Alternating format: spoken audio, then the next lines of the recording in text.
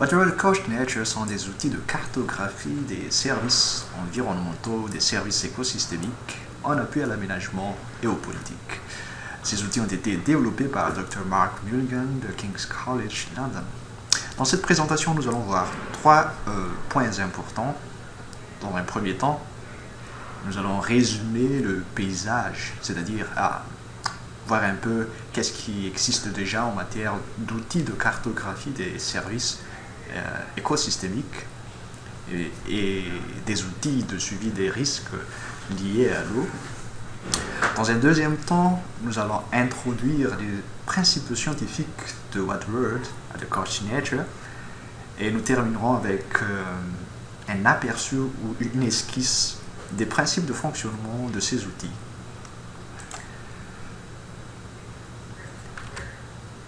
Alors, pourquoi avons-nous besoin de données géospatiales et de connaissances géospatiales? Eh bien, c'est très simple. C'est ainsi puisque ces données et connaissances géospatiales sont nécessaires pour aider à développer à l'échelle locale la compréhension des concepts hydrologiques, géographiques et écologiques pertinents pour les décideurs.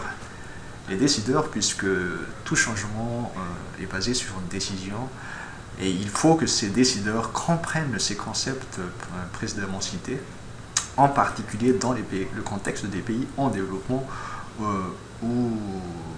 qui sont dans la plupart des cas riches en ressources naturelles et en écosystèmes. Le problème, c'est que il y a le problème et qu'il y a beaucoup de problèmes avec les données géospatiales existantes. Certaines sont non disponibles, ou bien trop chères, ou bien trop spécialisées, voire inutilisables, et bien évidemment, certaines sont inexistantes. Donc, il y a un réel besoin de fournir des données et des informations, des produits de connaissances qui soient disponibles, homogènes, détaillés, faciles à utiliser et à gérer, et bien évidemment à coût raisonnable. Nous avons parlé de WaterWorld Coordinator comme outil de cartographie des services écosystémiques. Ce ne sont pas les seuls outils qui existent dans cette arène, puisque nous avons par exemple le WWF Water Risk Filter, Aquatic Water Risk Atlas. Ce sont des outils qui évaluent les risques liés à l'eau.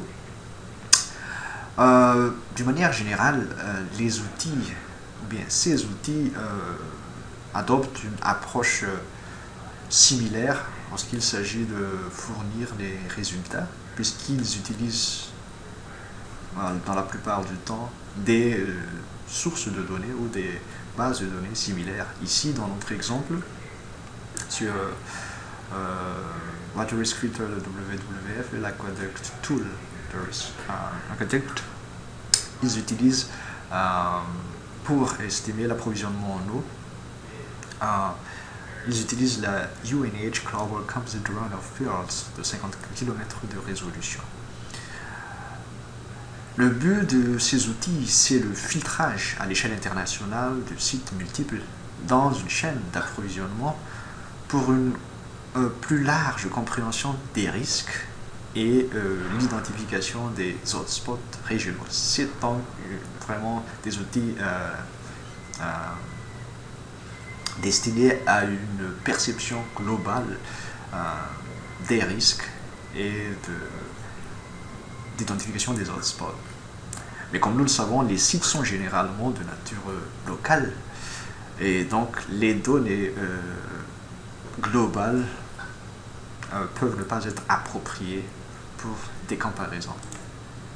Ici, pour illustrer l'importance de cette résolution, ici nous avons une image de Landsat pour deux sites.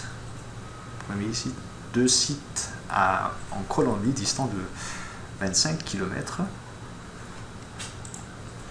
Donc, en matière d'altitude ils sont à peu près les mêmes en se basant sur l'échelle de couleurs. Sur WaterWorld, par contre, WaterWorld 1 hectare, lorsqu'il s'agit de la disponibilité de l'eau, de la bilan hydrique, nous voyons une nette différence entre les deux sites, bien que dans le précédent slide, bien évidemment il s'agit de l'altitude, mais c'est juste pour dire que WaterWorld à 1 hectare ici fait une grande différence entre les deux sites. De même, avec une résolution de 1 km toujours en WaterWorld, la disponibilité en eau est différente. Alors que dans une plus grande résolution, dans le UNH Global Composite Runoff, qui utilise une résolution de 50 km, les deux sites sont semblables, c'est-à-dire il n'y a pas de différence notable entre les deux sites. Nous avons parlé de Aqueduct et de Water Risk Tool de WWF. Il y a également des outils plus sophistiqués pour les écosystèmes, pour les services écosystémiques. Donc citons pour cela Invest et ARIS. ARIS en particulier a été appliqué à Madagascar dans l'établissement d'une ligne de base de modules stockage de carbone, stockage et séquestration de carbone. Ici, une brève comparaison entre ARIS, Invest et WaterWorld Coordinator. Bien que les services écosystémiques de référence, c'est-à-dire la quantité de l'eau, la qualité de l'eau, le carbone, l'atténuation des aléas, dans WaterWorld Coordinator, nous avons tous, c'est-à-dire WaterWorld Coordinator peut effectuer toutes les opérations liées à l'établissement de ces services de référence, alors que dans Invest, certains de ces services ne peuvent pas être effectués dans Invest ou dans ARIS. Mais la première différence notable basée sur cette comparaison, c'est au niveau de la possibilité d'effectuer des scénarios, de la possibilité de lancer des scénarios. Dans WaterWorld Coordinator, nous pouvons lancer des scénarios, par exemple pour déterminer les impacts du changement climatique sur la disponibilité de l'eau, par exemple, les impacts de l'utilisation des terres ou de l'occupation des sols sur la quantité de carbone, ou bien encore les impacts de l'aménagement, de la gestion des terres sur la qualité de l'eau, la quantité de l'eau, et finalement les impacts de la gestion de l'eau sur ces services écosystémiques de base. Dans Invest, il est possible de faire des scénarios, mais l'utilisateur doit fournir les données pour les lancer, alors que dans ARIS, il n'est pas du tout possible de faire des scénarios. WaterWorld Coordinator à ce niveau de scénario, WaterWorld Coordinator présente un réel avantage. En matière de résolution spatiale, on a le choix dans WaterWorld Coordinator entre 1 hectare et 1 km². Dans Invest et dans ARIS, la résolution est dépendante du module ou de l'input. En termes de résolution temporelle, WaterWorld fonctionne sur une résolution temporelle mensuelle, alors que dans les deux autres outils, cela peut être annuel ou dépend également de l'input. Deuxième trait marquant de WaterWorld Coordinator, les données sont déjà fournies, c'est-à-dire les données sont déjà mises à disposition de l'utilisateur mais signalons que ce sont des données à l'échelle internationale. Alors que dans Aries Invest, l'utilisateur doit fournir les données. L'existence de ces données, ou bien plutôt la disponibilité de ces données, avec What Were the Questionnaire, réduit considérablement le temps mis pour compléter une analyse. Donc, si dans Aries, une analyse complète prend environ 200-300 heures, un peu 160 à 260 heures dans Invest, dans What Were the Questionnaire, cela nous prend qu'un quart d'heure pour effectuer une analyse complète. Et un autre avantage également, c'est que les utilisateurs de What Were the Questionnaire n'ont pas besoin d'avoir une expertise en système d'information géographique comme c'est requis dans Invest. Voilà, un petit aperçu. Donc si je résume un peu, les points importants sont avec What Were the Questionnaire, nous avons les scénarios. Nous pouvons lancer des scénarios, il y a déjà des scénarios incorporés dans les outils. Nous avons déjà des données. Ce sont des données à l'échelle internationale. Et le système est web-based, c'est-à-dire l'interface utilisateur est sur le web. Il n'y a pas besoin d'acheter, il n'y a pas besoin d'installer ou de faire des mises à jour ou de télécharger quoi que ce soit. Et finalement, on n'a pas besoin d'une expertise en JS, en service d'information géographique. Alors pourquoi avoir développé ces outils? La réponse est simple. King's College London veut rendre la science accessible. Rendre la science accessible, mais aussi pour servir d'élément de soutien et d'information aux politiques. D'où le nom de Policy Support Systems, ou un système de soutien des politiques. Un système comporte 3 composantes: les données, comme je l'ai dit tout à l'heure, des données à l'échelle globale. Avec les données, on a les modèles pour traiter les données, c'est-à-dire les modèles de traitement des données. Et la 3e composante est formée par les outils d'analyse de scénario ou d'analyse d'impact des politiques. Les modèles utilisés pour le traitement de données sont des modèles sophistiqués, bien évidemment, des modèles spatiaux, parce que les modèles spatiaux, mais également des modèles physiques. Tous deux sont très sophistiqués. Les modèles s'auto-paramètrent puisqu'ils sont livrés avec toutes les données requises. Comme il n'y a pas besoin d'installer de logiciel ni de faire des mises à jour, l'outil ne nécessite qu'une très faible capacité locale. Avec ces outils, les PSS, nous pouvons établir des situations de référence, connues sous le nom anglais de baseline, mais également de lancer des scénarios d'intervention que nous pouvons analyser grâce aux outils d'analyse. Ces PSS, comme on les appelle,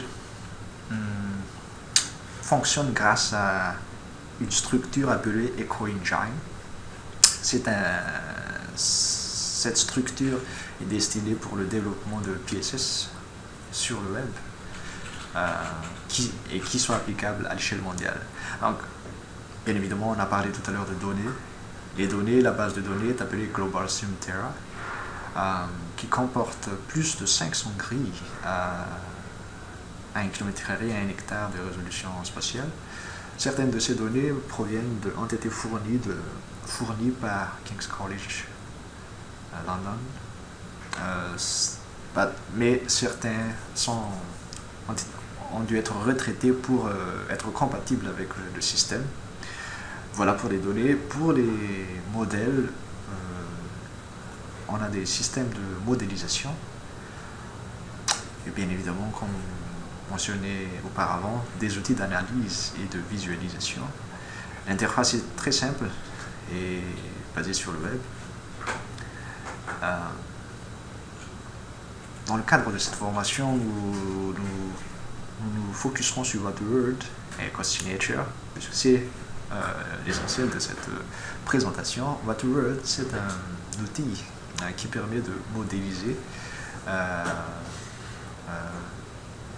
la quantité de l'eau, la qualité et quelques services écosystémiques de régulation. Avec Waterworld, on peut également, grâce aux outils de scénario, faire des analyses de scénarios, par exemple pour le changement climatique ou l'utilisation des terres. Bien évidemment, on peut jouer aux décideurs en imaginant des interventions à l'échelle locale ou nationale, par exemple dans l'aménagement des terrains. Dans Costinature, Costinature est un outil utilisé pour modéliser les priorités de conservation. Comment? Sur la base d'un éventail beaucoup plus large de services écosystémiques et bien évidemment d'autres facteurs. Alors, le développeur du projet, développeur pas du projet, mais développeur de l'outil Waterworld, a comme objectif de fournir une situation hydrologique de référence, une situation détaillée dans l'espace et une compréhension quantitative des résultats hydrologiques probables issus des scénarios par exemple relatifs aux études de changement, par exemple du climat, le changement climatique ou le changement d'affectation des terres, et liés aux interventions de politique ou interventions de gestion. Donc établir à la fois la situation de référence et les scénarios à coût, on va dire, moindre coût, là où il y a de capacité et obtenir des résultats rapidement.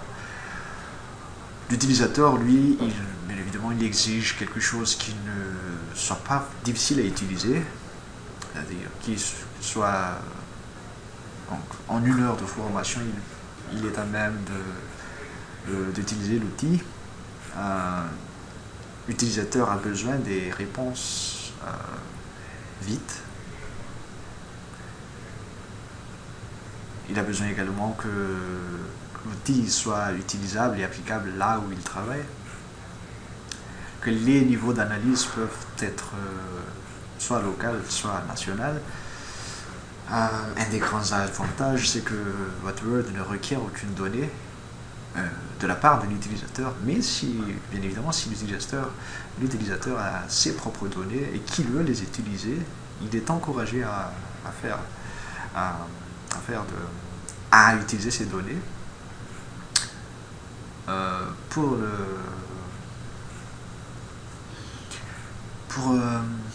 en matière ou en termes de coût. Waterworld est gratuit, du moins pour le niveau scientist, le niveau scientifique. Et bien évidemment, tout le monde veut que les résultats soient immédiats, maintenant, s'il vous plaît. Alors, qu'est-ce que Waterworld fait? Peu importe, n'importe où dans le monde, Waterworld établit ce qu'on appelle une situation hydrologique de référence pour une base de référence de 50 ans, entre 1950 et 2000, puisque nous avons les données valides dans cet intervalle de temps. Donc l'établissement de cette situation hydrologique de référence se fait sur la base de données de référence entre 1950 et 2000, utilisant plus de 140 cartes d'entrée et un modèle spatial sophistiqué